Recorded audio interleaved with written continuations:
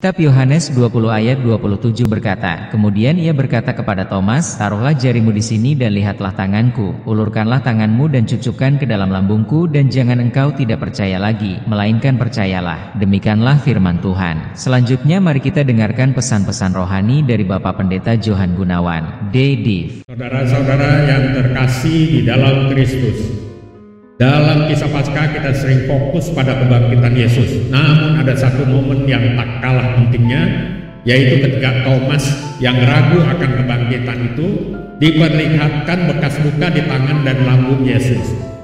Luka-luka itu bukanlah sekadar bekas penderitaan, melainkan bukti nyata dari sebuah kisah yang agung dan mendalam. Bagi kebanyakan orang, luka adalah tanda kelemahan, kekalahan, atau penyesalan. Kita berusaha menyembunyikan luka-luka kita, baik luka fisik maupun luka batin, karena kita malu atau takut dianggap rapuh. Namun Yesus melakukan hal yang sebaliknya. Dia tidak menyembunyikan luka-lukanya, dia justru menunjukkan kepada Thomas, dan melalui Thomas dia menunjukkan kepada kita semua. Mengapa? Karena luka itu bukanlah tanda kekalahan.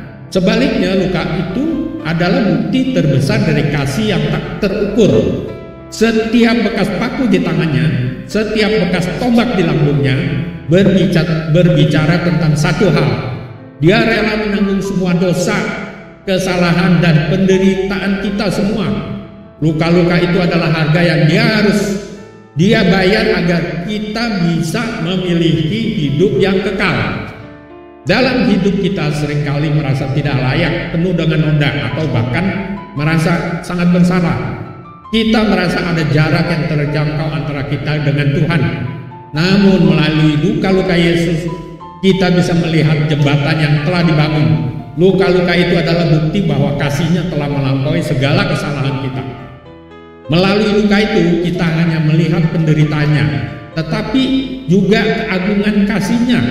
Itu adalah kasih yang rela berkorban untuk orang-orang berdosa, yang rela merendahkan diri, dan yang pada akhirnya menyembuhkan dan memulihkan.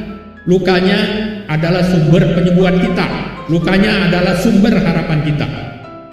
Jadi ketika kita melihat bekas luka itu, kita tidak melihat sebuah kesalahan, kita melihat sebuah kemenangan. Kita melihat kasih yang telah mengalahkan maut, dosa, dan penderitaan. Luka-luka itu adalah pengingat abadi bahwa kita dikasihi tanpa syarat.